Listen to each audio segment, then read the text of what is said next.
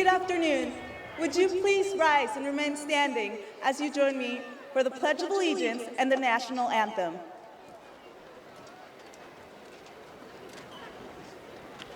Place your right hand over your heart. Ready? Begin. I pledge allegiance to the flag of the United States of America and to the republic for which it stands, one nation, under God, indivisible, with liberty and justice for all.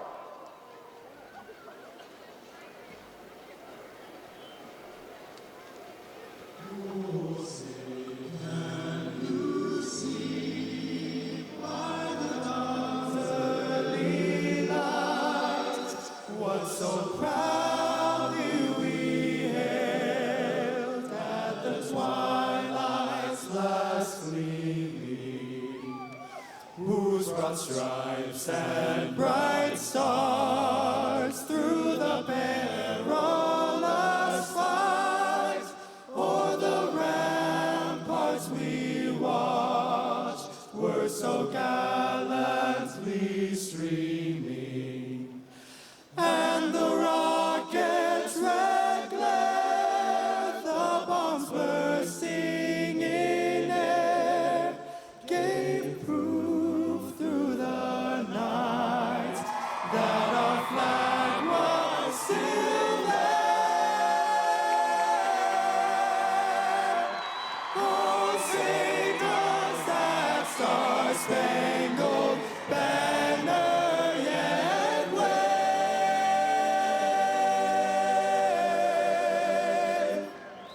o'er the land of the free and the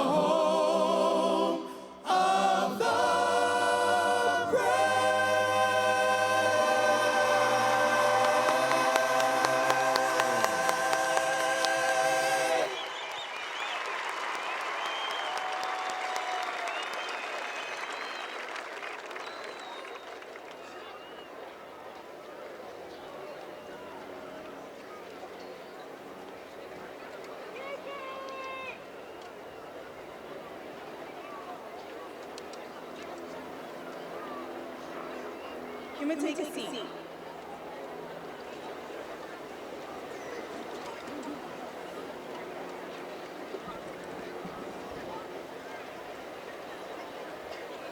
On behalf of the Board of Trustees, the administration, faculty, students, and staff, welcome to Mount SAC's 67th Annual Commencement.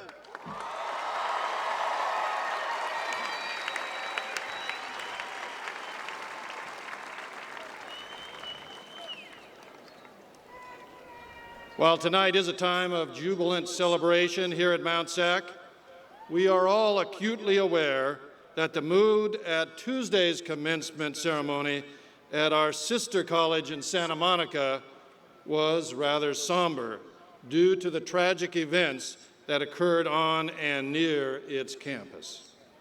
Despite the senseless violence and the resulting loss of life, that college community has band together and resolved that it will remain even more vigilant and focused on its mission to be a beacon of opportunity and a safe haven of learning.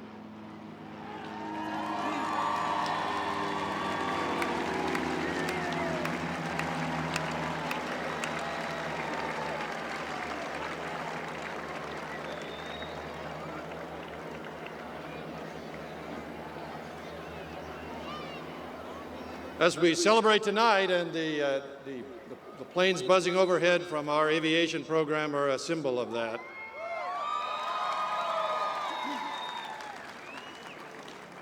I'd like you to join me in an act of solidarity. I invite you to join me in a moment of silence in memory of the victims and their families for the Santa Monica College and Santa Monica community at large. A moment of silence, please.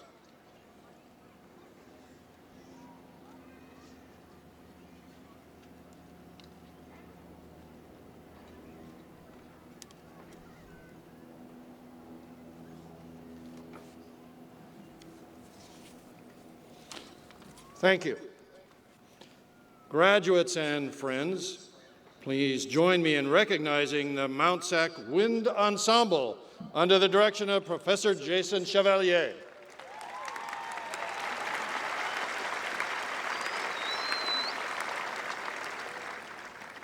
And also recognize the choral group from out of nowhere under the direction of Professor William McIntosh. These groups of your fellow students have achieved international acclaim as outstanding musicians and singers. Graduates, you are about to be honored by another group of your fellow students. You were, not about to be, you were honored by the Mount SAC flying team.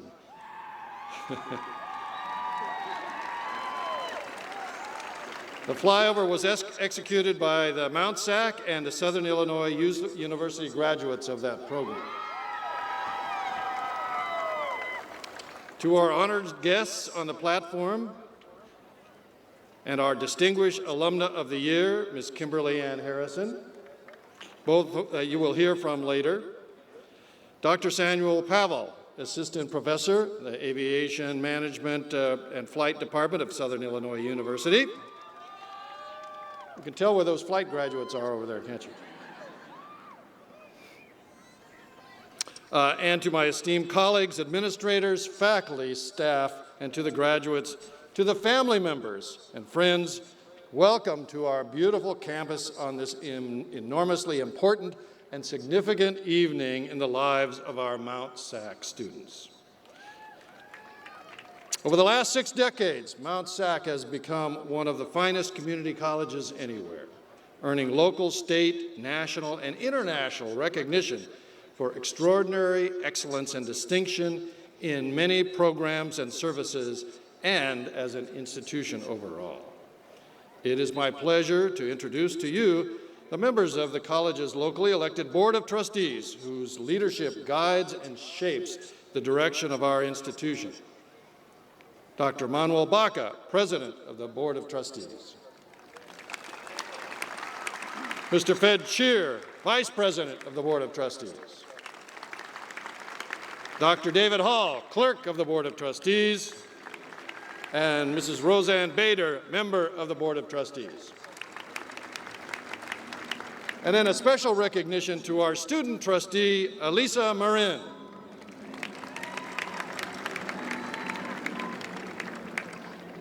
Tonight, as we honor graduates, we also honor 11 retiring faculty and 3 academic managers. And we honor all faculty over the years, past and present, who have shepherded us to this special place in time. Without them, this celebration of achievement would not be possible. I would like to ask our retiring faculty and academic managers to please stand. Graduates, would you join me in thanking these talented retirees for their guidance and support?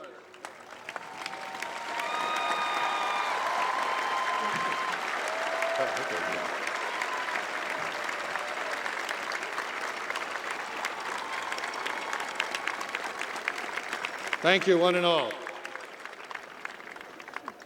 Later in the program, the emeritus status will be conferred upon these 14 of my colleagues.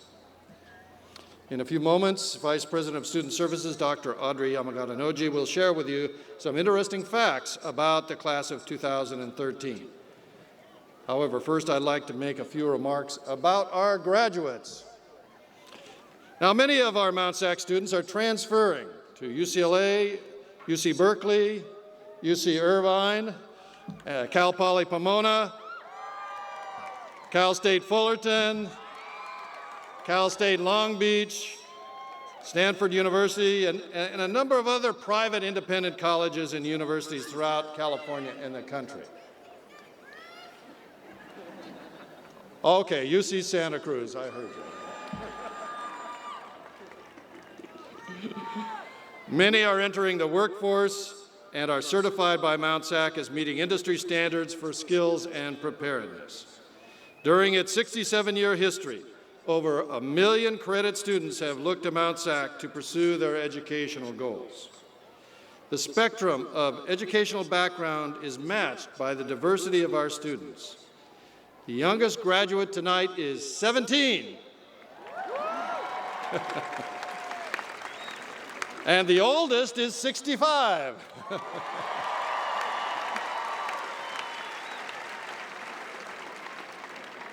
Two-thirds of you are less than 24. Over half are female.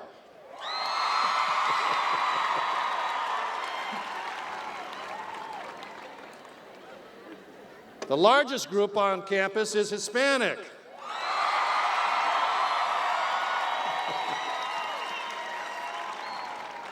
Followed by Asian students and white students and various nationalities. 5% are African American.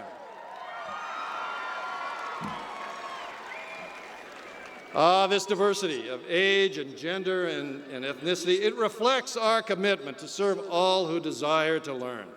It reflects our values regarding the importance of lifelong learning and reflects our belief that each student is important and rich with potential. 5 years ago, the Board of Trustees approved a mission statement for Mount SAC that captures well this purpose and values, and I'd like to read that to you. The mission of Mount San Antonio College is to welcome all students, to support them in achieving their personal, educational, and career goals in an environment of academic excellence. Thank you all for achieving those goals. Joyce, there you are. I'd like to introduce again Dr. Manuel Baca, the President of the Board of Trustees, who will introduce our keynote speaker. Dr. Baca. Thank you, Dr. Scroggins. First of all, on behalf of my fellow trustees, I want to let you know how proud we are to be conferring upon you a very well-earned recognition. Congratulations on your degree attainment. Best wishes to you and your families as you pursue your individual goals. Now it is my distinct pleasure to introduce this year's commencement speaker, Dr. Jack Scott, retired Chancellor of the California Community Colleges. Mount San Antonio College is indeed honored to have as its 67th commencement speaker, Dr. Jack Scott. If there's anyone who could speak to the unique value of a community college education, it is Dr. Scott. For 40 years, he has been an outspoken champion for public higher education in California as, among other roles, a teacher, a community college president, state legislator, and is the former chancellor of the California Community Colleges, the nation's largest higher education system with 2.4 million students. In 2009, Dr. Scott was unanimously named California's 14th chancellor by the California Community Colleges Board of Governors. During his 3-year tenure, he led the state's 112 community colleges through sweeping policy reforms and the most turbulent of budget crises. His legacy is crowned by the landmark formation of the California Community Colleges Student Success Task Force and the new Associate Degree for Transfer program. Before his chancellor appointment, Dr. Scott served in the state legislature for 12 years. He served on the state assembly from 1996 to 2000, and as a state senator from 2000 to 2008. Dr. Scott authored nearly 150 bills that were signed into law. Dr. Scott is a veteran teacher and academic administrator. He served as president at Cypress College from 1978 to 1987 and as the Pasadena College president from 1987 to 1995. A Sweetwater, Texas native, Dr. Scott earned a bachelor's degree from Abilene Christian University, a master's from Yale Divinity School, and a doctorate from Claremont Graduate University. Ladies and gentlemen, on the occasion of Mount San Antonio's 67th anniversary, it is my pleasure to welcome Dr. Jack Scott, a true leader, a visionary, and someone who has been an inspiration for me, as he has for so many others, as today's commencement speaker. Dr. Scott.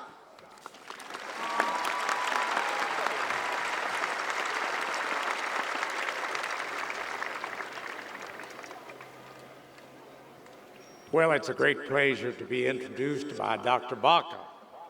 I got to know him as he served on the Board of Governors, and certainly the splendid service that he's given to the state of California in so many roles.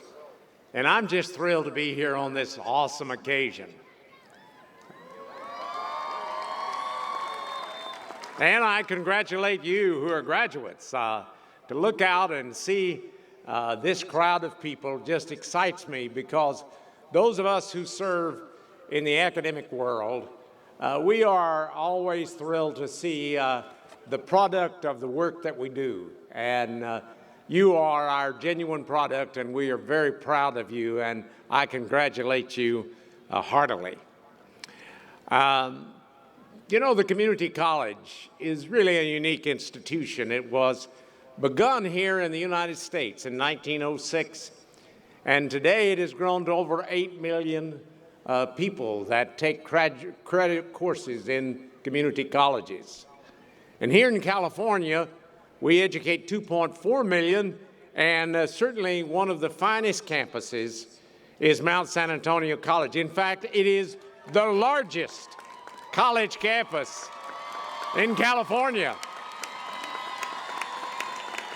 So I can tell you that those of you who graduate today can be very proud of this institution. Let me tell you a little story. I was traveling on an airplane a few months ago, and I sat down beside a young man, and some way or another we got in conversation, and I explained how that I was chancellor of California Community Colleges. And he immediately began to be excited. He told me what the community colleges had meant to him. And it was particularly Mount San Antonio College that he talked about. He said he came here, hadn't done as well in high school as he hoped he would, but he came here and he began to get direction from this place, from counselors and teachers. He then went on to a four-year university to graduate. And at the time I was talking to him, he was a first-year law student at the University of Chicago, which is one of the most prestigious law schools in all of the nation. And he told me what a great, great institution Mount San Antonio College is. So I am privileged to be your commencement speaker. Now, I'm not going to keep you long, because after all, it's your day, not mine. Someone has said a graduation speaker is a little bit like the body at an Irish wake. He's expected to show up but not say a lot. But there are a couple of things I want to say to you today, and one is the first thing I want to say is to you as I pass along some of the ideas that I have for successful living, is this ought to be a moment of gratitude. This ought to be a time when you reflect on really what a wonderful opportunity you've had and how many people have contributed to it. I'm sure there are parents in this audience who have worked hard in order to assist you, spouses, perhaps even children. But I know this, that you've worked hard, but that this institution has done so much for you. Stop and think for a moment about how proud we can be of the state of California, which has, after all, funded and underwritten this great community college system, 112 different colleges, taxpayers, because they believe in the value of an educated workforce. And so they've been willing to sponsor this institution, to pay for this institution. Yes, you also contributed tuition, but over half of the funds that came for your education came from outside of your tuition. And then the teachers that have meant so much to you, that have been willing to share with you their experience, their knowledge, their insight, those who have taught you in the career technical programs, who have a long and rich experience in those career technical programs, whether they be nursing or firefighting or aviation, the list goes on and on. Or those who have prepared you to transfer to a four-year university. They have poured their life into you, and now's the time for you to feel a sense of gratitude for what they have done for you. the fact that all of us ought to develop that sense of thankfulness and gratitude in our life. I'm always a little bit turned off by someone who proclaims himself to be a self-made man. I sometimes wonder if he couldn't have done a little better job if he's self-made. But what I really think about is that none of us are self-made. Every one of us have had so many people who contributed to our life significantly. In my own life, I couldn't have done things without the staff that was there constantly helping me in the work that I did. My parents who inspired me, teachers in my own life, just as teachers in your life. I recall, for instance, my love of American history that was instigated and nurtured by a high school teacher. And I later on got a PhD in American history. I think of undergraduate teachers who said to me, Jack, you have promise, and you ought to go on to graduate school, which I hadn't thought of before. I think of graduate professors who deepened my knowledge. So all of us should develop that sense of gratitude. It doesn't do any good to go through life trying to complain and always point out what's wrong. The best thing to do is to look around and say, I'm a very fortunate individual, and I've been very blessed. But along with that backward look of gratitude, I want to suggest to you a forward look. I want to say that as you dream for the future, and all of you have dreams for the future, and those dreams, I don't know what they are, whether it's to start a small business, to work in healthcare, to work in education, whatever it might be, you are someone who should hold on to that dream. But let me say that in order for you to achieve that dream, you're going to have the quality of perseverance. Life is not always going to be easy. It's not going to be handed to you on a silver platter. It hasn't already, and it won't in the future. We don't know what the difficulties will be. I read a book once by Scott Peck, a well-known book. It was called The Road Less Traveled. And he began that book with these words: life is difficult. Now, you may think that's kind of a downer. Now, he went on to say, no, life has its joys, life has its excitement, but life in and of itself has difficulties. So as you go through life, perhaps you will experience a job promotion that you thought was yours and was denied you, a financial reversal, perhaps even chronic illness. Maybe something will go wrong in your life, the loss of a loved one. So the real issue is not whether or not you experience those things, we don't know what they will be, but whether you have the persistence and the determination to continue to hold on to your dream and move forward. I read a quote from Calvin Coolidge, not one of our better-known presidents, but he said something about persistence that I'd like to share with you. Nothing in this world can take the place of persistence. Talent will not. Unrewarded genius is almost a proverb. Education will not. The world is full of educated derelicts. Persistence and determination alone are omnipotent. One time, Winston Churchill was speaking to a group of graduates, and here are the words he said: never, never, never give up.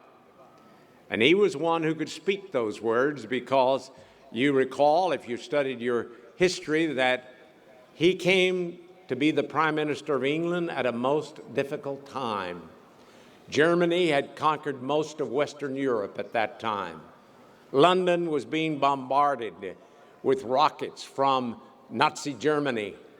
And yet he got there and he said to the English people, we will never surrender. And he was able to buoy up their spirits in the most difficult time. And so it's up to you to become a persistent individual in searching for your dreams, whatever they are. To get up off the floor when some way or another life strikes you down and saying, I'm going on, I'm going to press on, I'm not going to quit. I read a book recently by Sonia Sotomayor. Now, some of you may not know who that is, but she is on the Supreme Court. She was appointed a few years ago, first Hispanic to be on the Supreme Court. And Susan Sotomayor, I read about her life, and it was very inspirational. She was born in Bronx, New York, in a housing project. Her parents were Puerto Rican. At age 7, she discovered that she was diabetic, and she's had to take insulin every day of her life since then. Her father passed away when she was a teenager from alcoholism. But here was a determined young woman. She went on and did so well in high school that she got a scholarship to Princeton University. She went on to Yale Law School. She became a prosecutor. She even worked in a corporate law firm. Finally was appointed as a federal judge, and she achieved the goal in life that she wanted to achieve by being one of the 9 justices on the Supreme Court.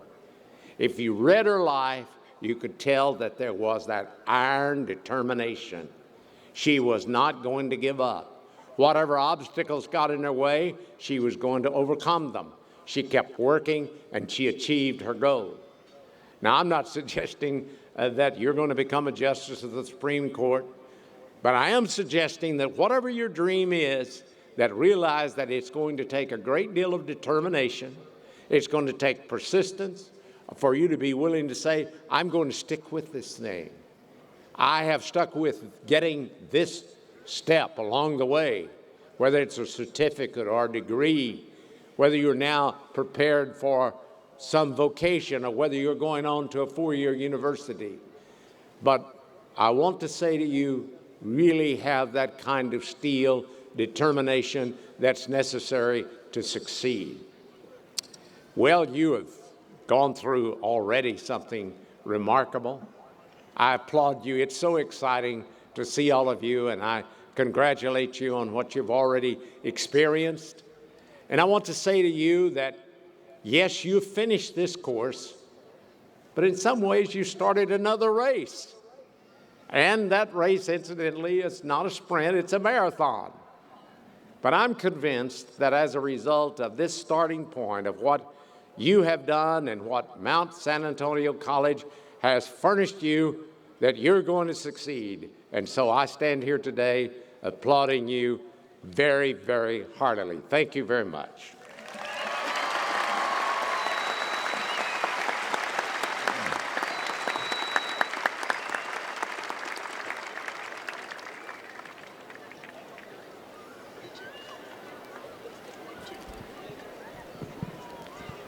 So I'm just supposed to know when I'm supposed to come up, you know? I was gonna get an introduction, but no. So I treated this speech like an essay for English 68, which means I wrote it last night with 4 hours of sleep.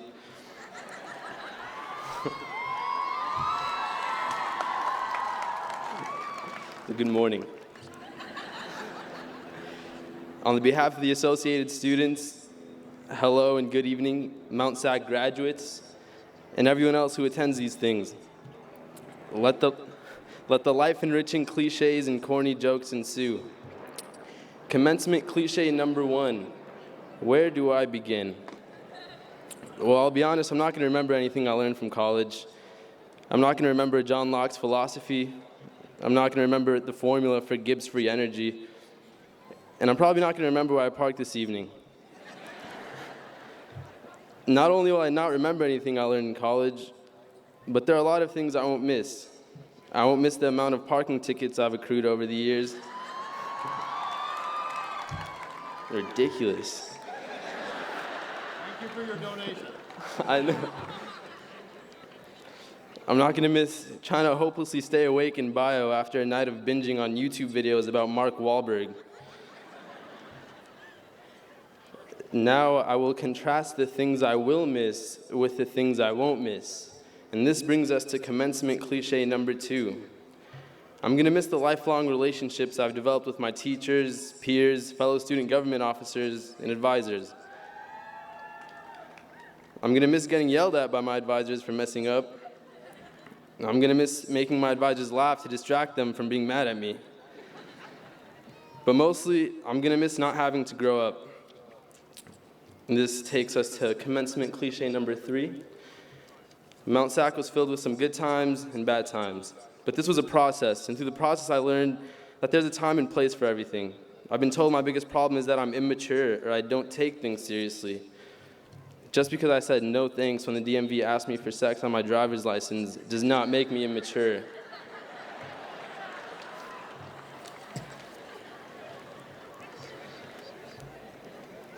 I struggled because working with student government officers and advisors forced me to put on my big boy pants when I had to. For instance, I learned that I'm not supposed to be chanting for tacos at a march that was strictly devoted to the betterment of community college education. In my defense, more tacos would make more students happier, thereby creating a better learning environment.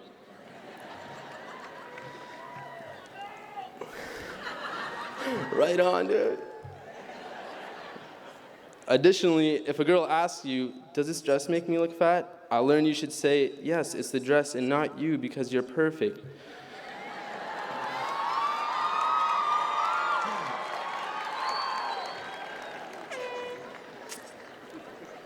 Anyways, working with these people helped me realize I had a problem. My problem was that I thought I had the answer to everything. I thought I knew what I wanted to do since grade school. I knew where I wanted to go to school and what I wanted to study. If you asked me a question, I had an answer. Waffles or pancakes? Pancakes, because I enjoy the square design. Would you like fries with that? No, I would love fries with that. But there's no worse feeling than when you think you have everything together and then life punches you in the face. And this brings me to commencement cliche number 4, where I share my failures with you. When asked what I wanted to be at the age of 5, I said a ninja. I was going to get ninja stars, watch Jet Li movies, and apply to ninja school when I was ready. I did all of that senior year of high school, and because my GPA wasn't high enough, I got rejected from all the schools I applied to. My senior year, my friends were moving on to universities across town, the state, the nation, and some even across the world, but I wasn't able to do the same. And I thought I was stuck. I thought I failed. I felt like I failed my family, my parents, my younger sisters, and even my cat, Charlie. I then enrolled at Mount SAC, at first disappointed, and then relieved from responsibility or expectations. I had nothing to lose at the onset of my scholastic journey. Welcome to cliche number 5, transformation after failure. Once my career as a student began again at Mount SAC, I started growing as a person. I got 2 inches taller. These past 3 years, I took classes, joined clubs, got a retail job, quit my retail job, got involved in student government, later became the president of student government, and now I'll be transferring to UCLA in the fall.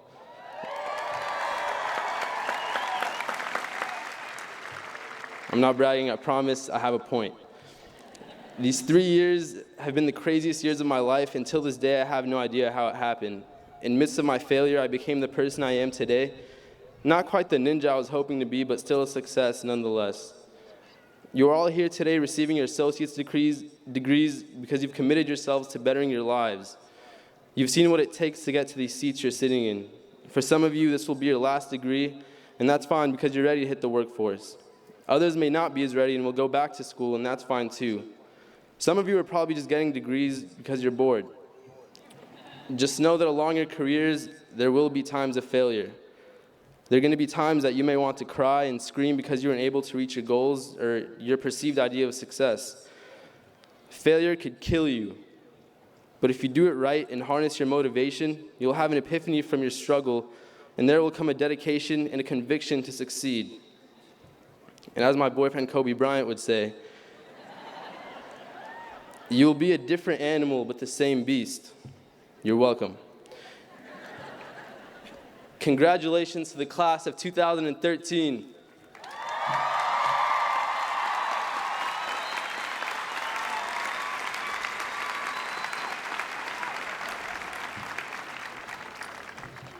Thank you, AS President Azzawi. We can always count on you to tell it like it is. Thank you very much. One of the ceremonial pleasures of serving as President of the Board of Trustees is to introduce the recipient of the Mount SAC Distinguished Alumna of the Year Award. Today, we are honoring television writer, producer Kimberly Ann Harrison. representing the class of 2001.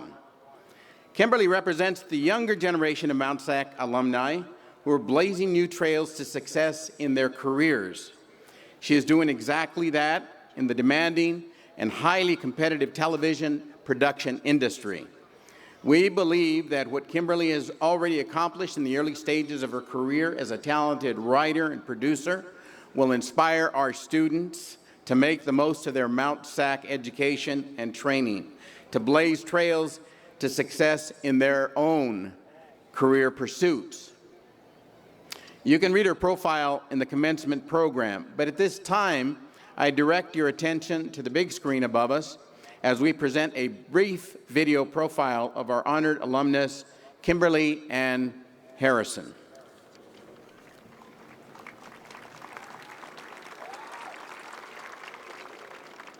Born into a family of teachers, Kim Harrison always appreciated education. From an early age, she was sure she would follow in her parents' footsteps and become a teacher. After graduating Diamond Bar High School in 1999, Kim enrolled at Mount SAC with her educational goal clearly in focus. However, it was solely out of curiosity that she found herself taking an Introduction to Broadcasting course. It was a life-changing moment that opened her mind, changed her major, and convinced her that this was the career she was called to. While taking classes, Kim immediately found herself working as an intern in radio news production. At Mount SAC, her course load also led her to take a television course, which ignited her passion for storytelling. My experience at Mount SAC as a student really gave me the confidence that I needed, especially to go into the entertainment industry. I mean, thinking that I'm going to be a school teacher and then the next semester signing up for television classes, I mean, I was a baby. I had no idea what I was doing, so therefore I lacked a lot of confidence. And, you know, over the years at Mount SAC, I was able to build that confidence through, taking an abundant amount of classes. And, by the time I left there, I was feeling pretty good about myself. And it allowed me to have the confidence that I needed, especially, working with so many different people. I think what really brought Kim to my attention was when she was directing a group during the advanced production class, and she was doing so well on her own. We had the acting for television class, and Kim was given a tough circumstances. We didn't have that many places to shoot in. She didn't have much lighting equipment. She had to fight sound problems. And so I was really worried about her. So I went into the area where she was shooting to check on her. And there was Kim at the center of it, calmly directing everybody. So that was kind of the moment for me where I knew that she was a natural at this and she could run the show. Kim was intent on landing an internship on the hit sitcom Friends, and her perseverance paid off. Her experience there provided her with further opportunities in television, and the job of her dreams soon came along, and Kim began working as an assistant on a new TV crime show called Criminal Minds. After 3 years on staff, Kim was offered the chance to write a freelance episode. Her script won great reviews, and Kim was promoted to staff writer. She then went on to become the executive story editor and has just recently been named co-producer. Kim is still connected to Mount SAC as an advisor and mentor to aspiring writers. She often returns to campus to speak to students, and Kim credits her Mount SAC experience with providing her the tools to succeed in a fiercely competitive industry. What I put in my job is I put my whole heart. I mean, if I'm going to do it, I'm going to do it all the way. I mean, whether it's, on hiatus, taking workshops, doing speeches, or, just up at 3 o'clock when everyone else is asleep, writing, it's just so important to me to keep on going. Because there's so many people that want to do what I'm doing right now. And with that, I have to keep my skills sharp. I have to, when people are asleep, doing what I need to do, just to always stay ahead. It's really important to me to always just keep going because there's always a next level. And I haven't hit that ceiling yet, so I'm just gonna keep going. Along with her partner, Catherine, Kim is the proud mother of 2 young boys and is a strong advocate for adoption. Kim is also active in numerous charities, LGBT events, and spends time mentoring young writers. I think the selection of Kimberly Harrison shows that the formula that when opportunity knocks, you must be prepared. Therefore, preparation plus opportunity equals success. And Kim embodies that formula, and she's lived by that, and she shows that it works. So that should really be a source of inspiration and a message of hope for our students who are graduating today.